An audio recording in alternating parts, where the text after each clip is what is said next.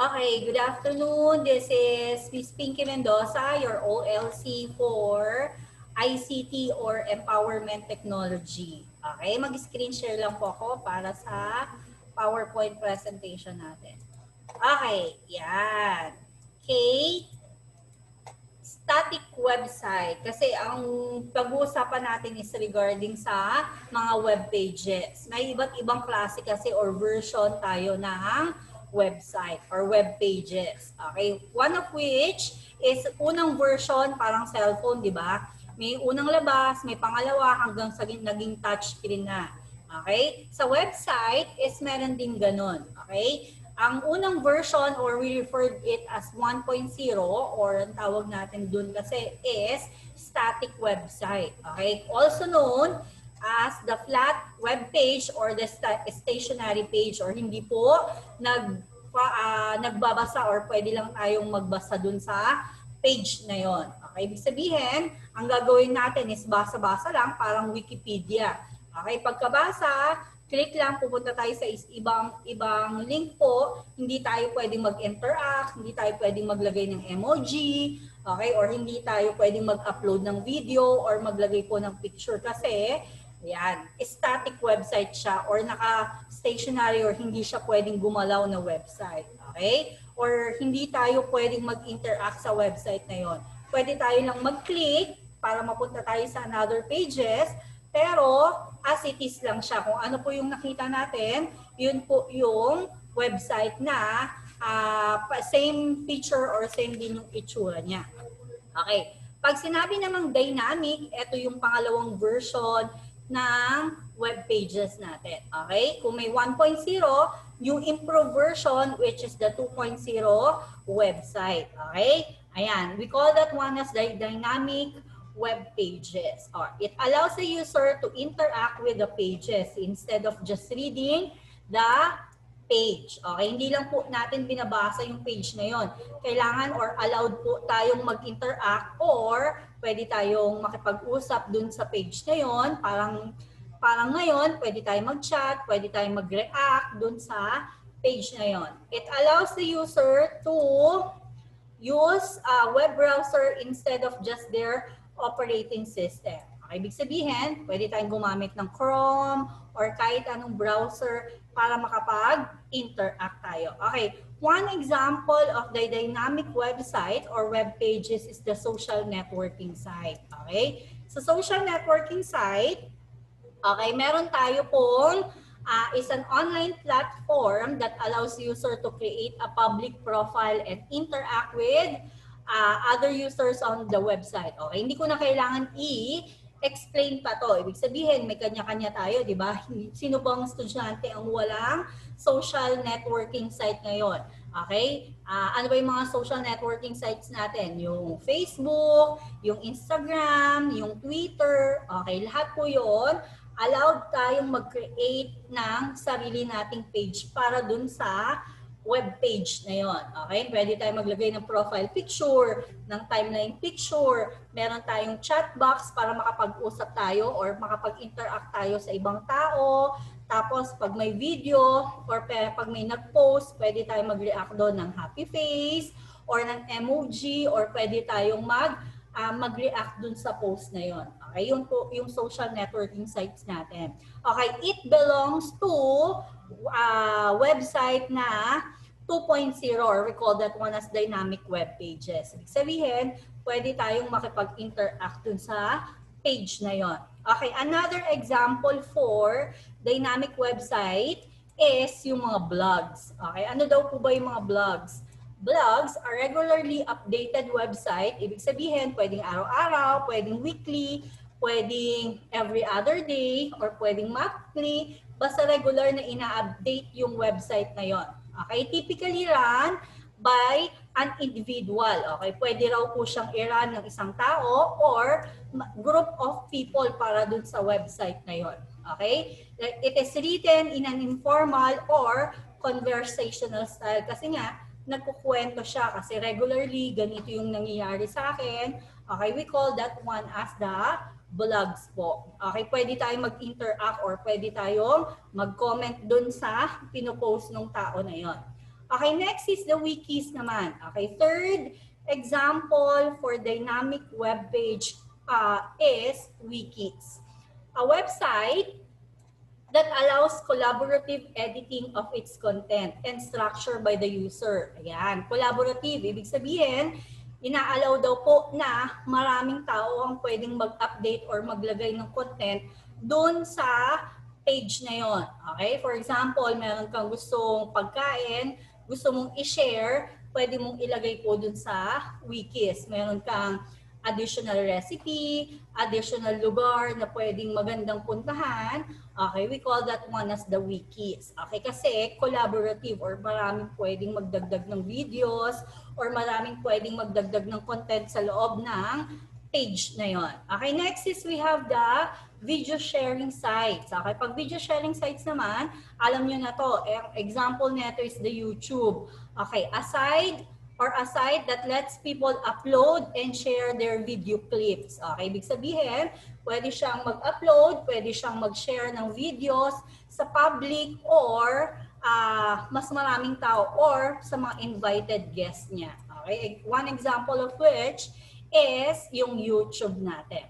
Okay, next is we have web page application. Actually, ang web page application is part of sa dynamic web page kasi marami ng site na pwedeng gawin through web page application. Okay, pag sinabing application kasi, ikaw yung gagawa ng website mo para makapag-create ka para sa business mo or through personal, gusto mong meron kang personal idea or meron kang gustong i-share or ibenta na food. Okay, lalo na ngayon sa panahon na yan, pwede kang gumawa ng web page mo. Okay, makakagawa ka ng isang page po na gamit yung web page application or gawaan ng isang website po siya. Okay? Yan po, ang example niyan is the Macromedia Dreamweaver. Kung makikita nyo, kayo mismo yung pwedeng mag-drag and drop ng mga features ng website na gusto nyo para sa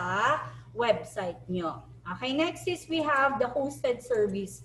Okay, pag hosted service kasi, ito yung website na pwedeng binabayaran, pwedeng libre. Okay, ibig sabihin, magke-create ka ng host service para sa organization mo para makapag-access ka or maipost mo yung website mo through the internet. May libre, kaso syempre, limited yung offers nun. Minsan, mas marami pa yung commercial kaysa dun sa content ng website mo. Kaya minsan, they choose a web host para mas magandang maipost yung website nila. Okay. Siyempre, kung merong 2.0, meron tayong improved version ng website natin, which is the Web 3.0. Actually, hindi pa masyadong na-improve or hindi pa activated tong 3.0. Maybe in the near future. Pero the idea is, nagkakaroon na siya ngayon, unti-unti. Or we call that one as the semantic web page. Okay, ano daw po ba ibig sabihin ng semantic web page?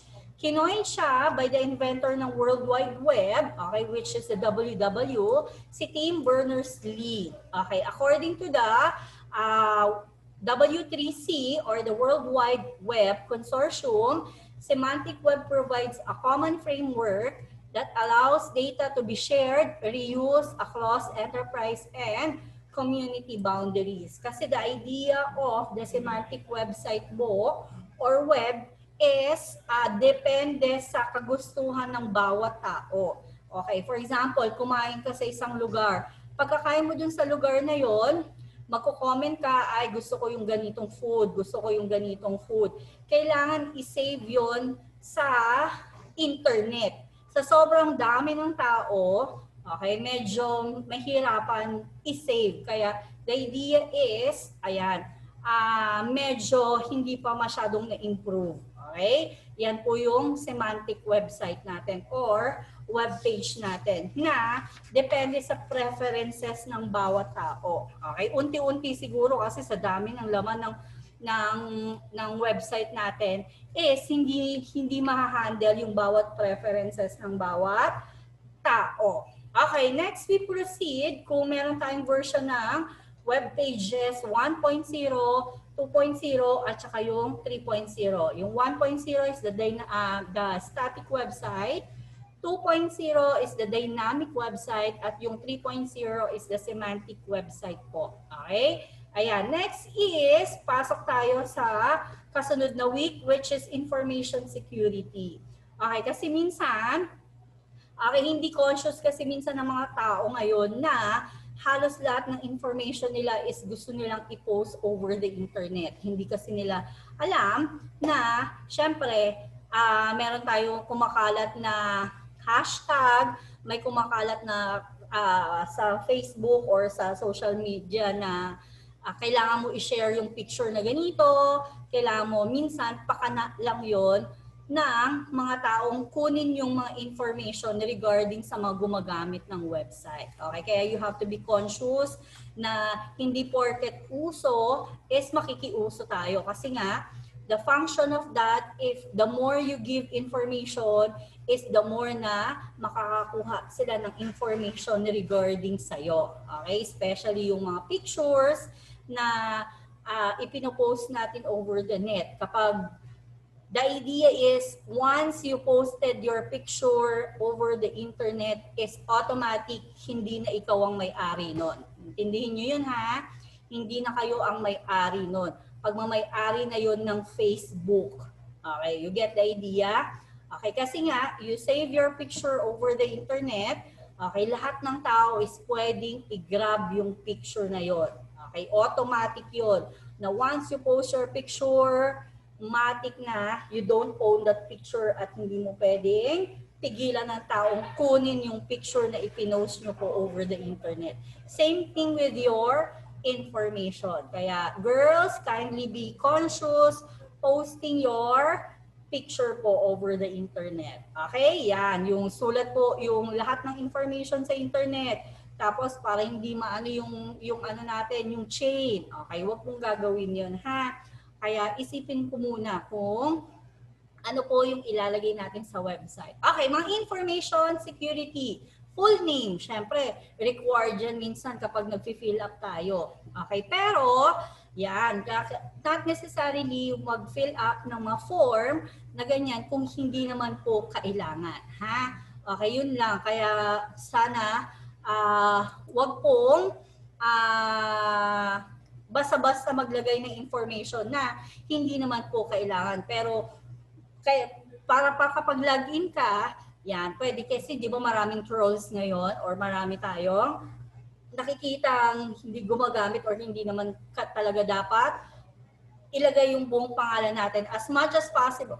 Kung hindi po kailangan ilagay ang pangalan or buong pangalan, huwag po natin i-share kasi pwedeng ako or pwedeng kayong mag-claim ng pangalan nyo. Okay, malay ba natin kung sino yung may-ari nun, wala namang birth certificate na ipepresent para malamang ikaw yun. Okay, username. Okay, ito yung nagre-represent para sa isang alias. Or kunwari, you wanted another name for you, gumagamit tayo ng username. Okay, next is we have the password.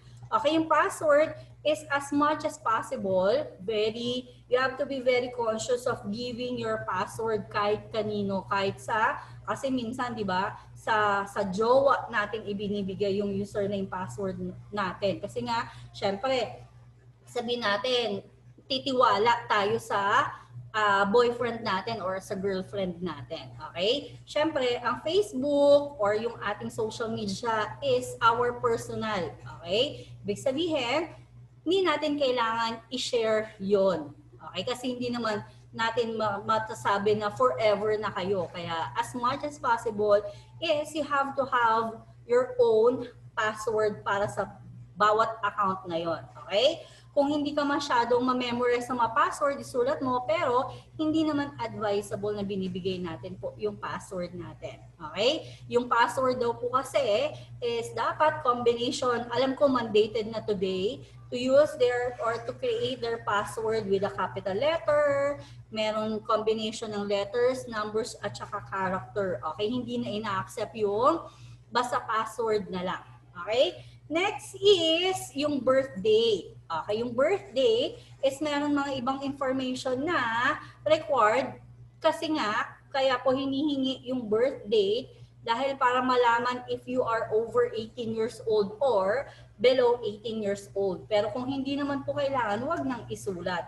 Unless you wanted to post your, gusto mong malaman ng ibang tao kung kailan ang birthday mo at gusto mong magkaroon ng regalo, okay, pwedeng i-post yung birth date natin. Pero as much as possible po is bawal siyang ilagay. Kasi nga, di ba, para mas maraming bumati sa akin sa Facebook, kaya i-show ko yung birth date ko. Okay? Kung gusto mo yung birth date, wag na yung year para at least you are safe kung kailan po ikaw po pinanganak. Kasi that's one of the information na pwede mong itago. Okay, next, the home address.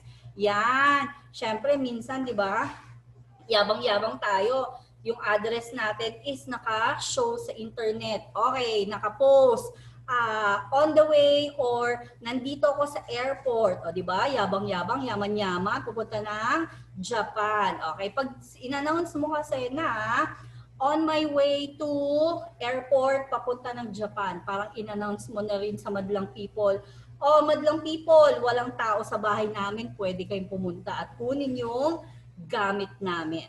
Okay? You get the idea? Okay, yun po yun. Ibig sabihin, the idea of posting your information na walang tao sa bahay nyo or walang mag-i-stay sa bahay nyo is ino-open mo yung sarili mo na or ini-inform mo yung ibang tao na okay, open yung bahay nyo at wala pong tao.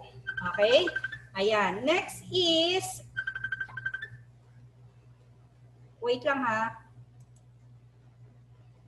Lesson. Okay, we are at home address and location. Okay, yan po yung sinasabi natin, di ba, na bawal tayong mag-announce ng kahit ano. Not necessarily bawal, pero do not inform.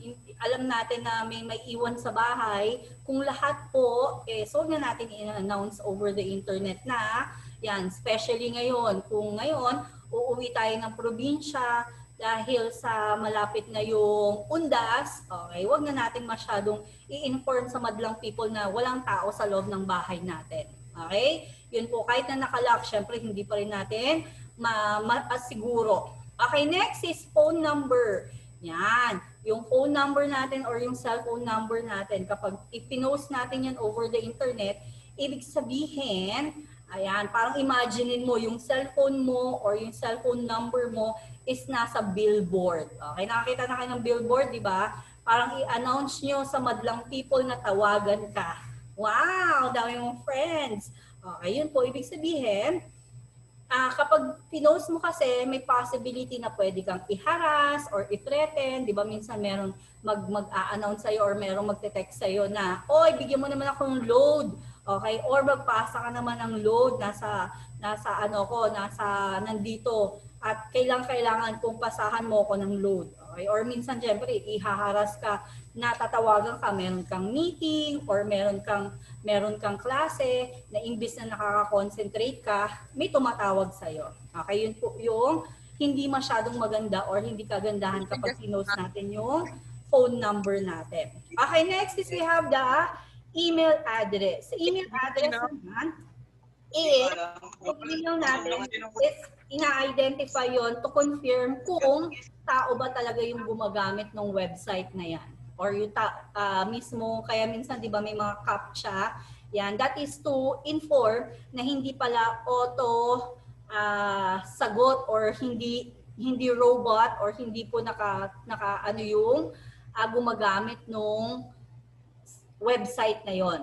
Okay, financial information. Next is, pag sinabing financial information, syempre bawal natin ibigay yung bank account natin, credit card number, or mga PIN codes. As much as possible is huwag pong i-share or i-post yung mga ganyang kasensitive na information. Okay, next is we have, okay, we're through with information security, ha?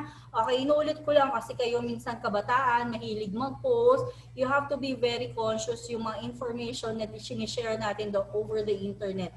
Minsan, naaaliw tayo na pag nag-post tayo is ganun na, parang para maging in lang tayo. Pero that's one thing na tinatawag nating phishing. Okay? Sa dami-dami ng isda, sino kaya yung pwedeng mahuli dun sa bait na ginawa? Okay? Nagets po ba ako? Okay, next is we have the malware.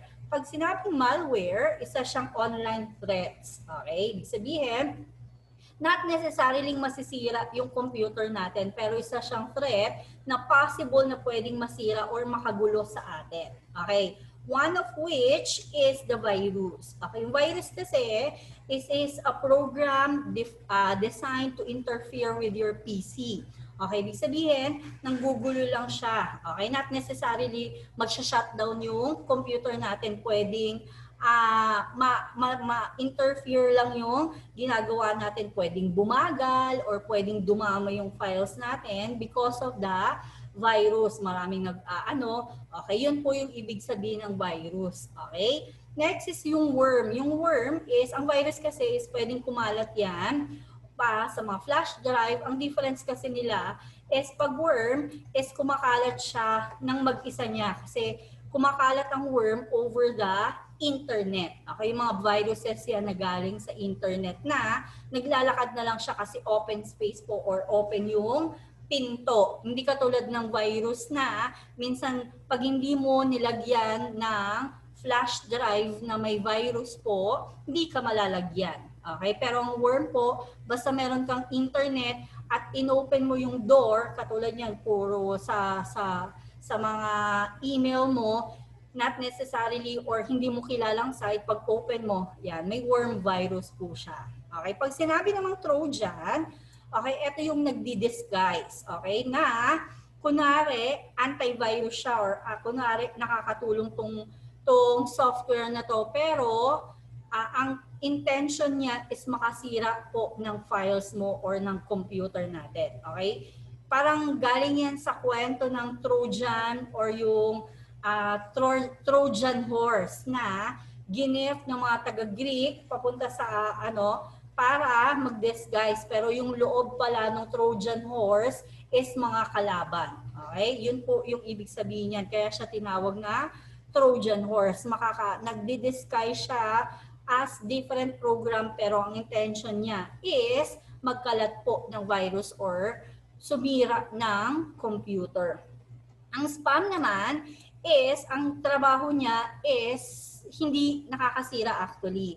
Yan, dinadami or dinadamihan niya yung files na nasa email mo. If you're going to look at the picture, yung lalaki na naka-pink, okay, ito po, yan yung spam na imbes na mabasa mo yung importanteng files natin, hindi mo na nababasa because of sa sobrang dami ng email na isinend sa'yo. Okay, yun po yung spam. Pag sinabi namang adware, ito yung unwanted na advertisements. Okay, may bigla-bigla na lang magpa-pop up na commercial na hindi mo naman kailangan, tapos meron kang meeting, biglang magpa-pop up. Ayan, yun po yung adware na tinatawag natin. Nuisance ang tawag sa kanya. Next, ito yung phishing. Okay, sa phishing, yung sinasabi ko sa inyo kanina, na post dahil para sa uso, minsan ganyan po ang phishing. Na yung picture, if you're going to look at the picture, nagpo-computer ka, secured yung mo, tapos isa ka dun sa mga isda na nakikiuso. Kaya may possible na pwedeng ikaw yung kuhanan ng files na yon. Okay? Usually sa mga bank accounts to, na meron kang itsurang BPI, itsurang BDO, pero pag login mo, ibang site pala siya. Okay, yun po yung phishing na tinatawag natin. Okay, meron tayong paano natin ma-avoid yung malware. Okay, yung malware is kailangan tayong mag-install ng antivirus program. Very important. Pero ang antivirus program natin is hindi po pwedeng the more the merrier. Okay? Kasi minsan nagkaka-conflict yung mga antivirus natin. Kaya it is advisable for us na one antivirus lang per computer or per PC. Hindi pwedeng madami.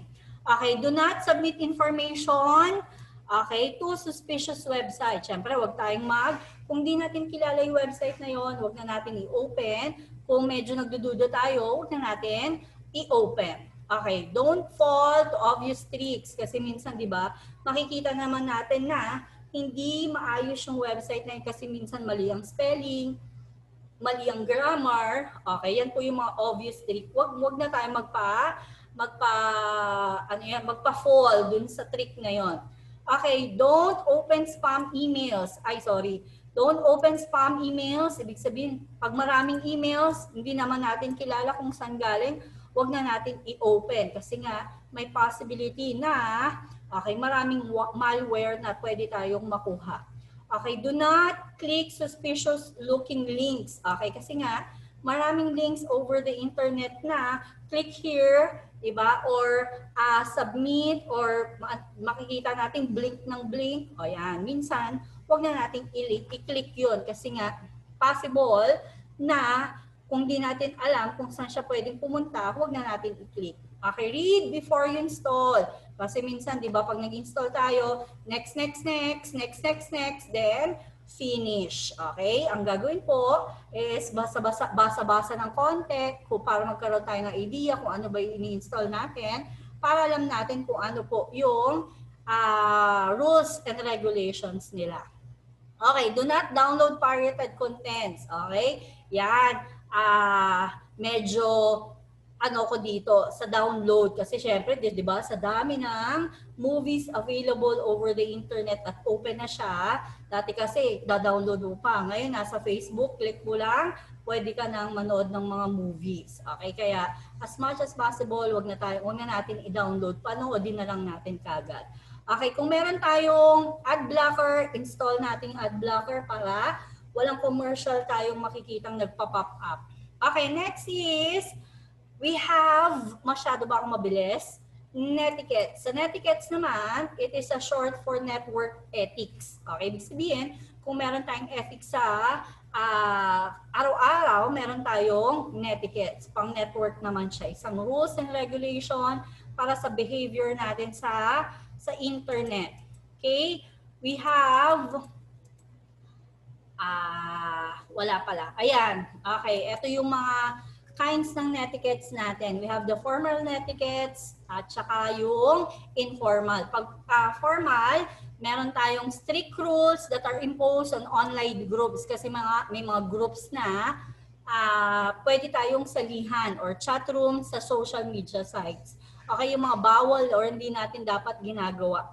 Pag sinabing foul language, ito yung syempre nasa normal setting tayo, bawal tayong magmura, okay? Or dapat medyo maayos yung pananalita natin over the internet. Okay, kaya bawal po yung mga foul languages. Okay, bullying, bawal syempre mambully or mag-ano ng ibang tao. Okay? Ayan po. Or mang-asar sa ibang tao kasi hindi natin alam kung nakakasakit tayo or hindi. Pag sinabi namang sock puppet, naku, I have 10 minutes na lang po. Okay, sana umabot ako. Kung hindi aabot, kindly click na lang po pero bibilisan ko na siya.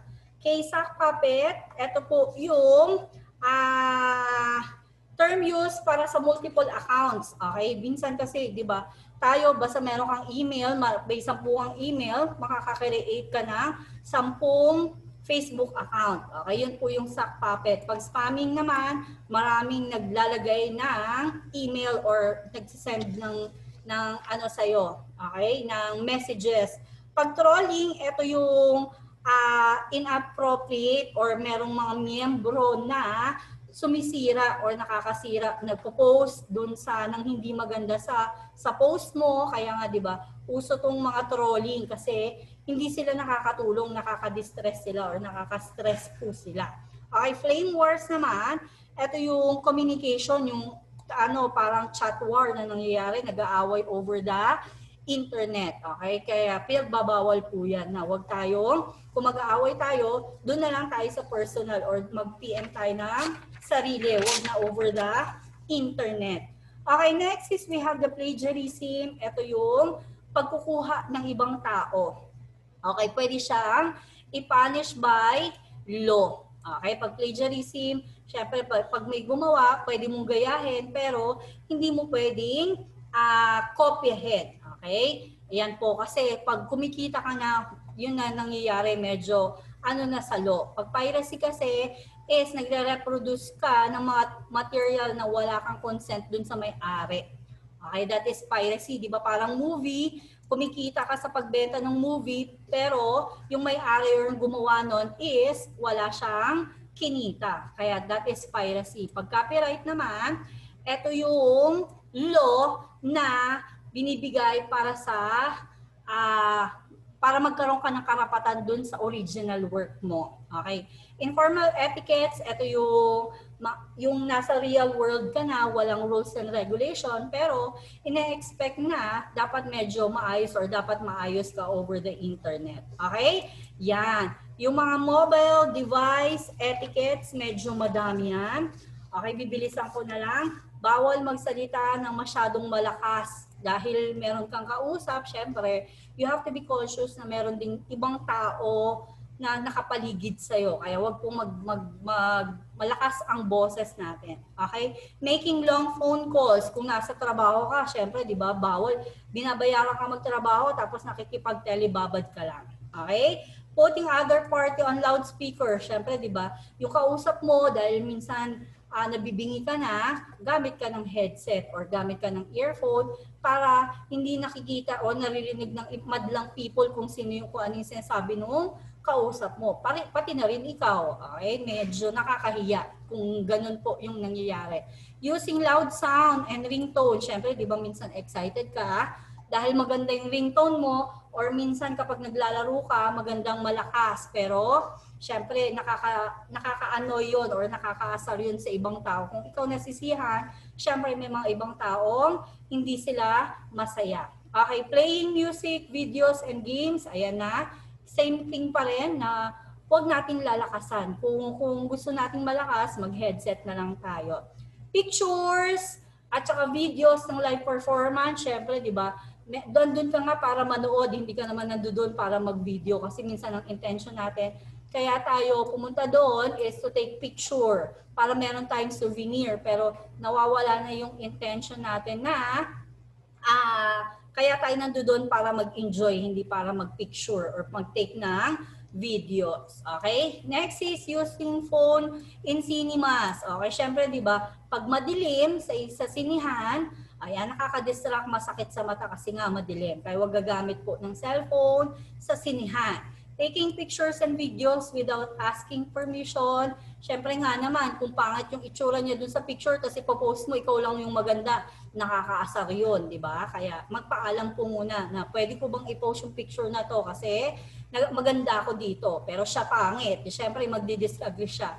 You have to look for a picture na medyo mas maayos. Okay, use your mobile device while waiting in line. Kasi minsan, di ba, pag nakapila tayo, okay, hindi tayo nagiging cautious na umaandar na pala yung pila. Kaya you have to be conscious na kahit na nakapila tayo, gumagamit ng cellphone, alamin natin kung umaandar ba yung pila na yon. Kasi minsan nakakaasa naman talaga na naka-cellphone ka lang tapos yung pila gumagalaw na pala. Okay, mobile device while driving. Okay, pinakabawal kasi nga 'di ba, isang segundo lang na habang nagde-drive ka, yan, pwede kang madisgrasya kaya huwag gagamit ng cellphone. Mobile device while walking. Yan, baka mamaya bigla kang mahulog sa kanal habang nagsi-cellphone. Kaya as much as possible, iwas-iwasang mag-cellphone habang naglalakad. Okay, wearing earphones, headphones while walking. Kasi minsan, di ba, hindi mo naririnig na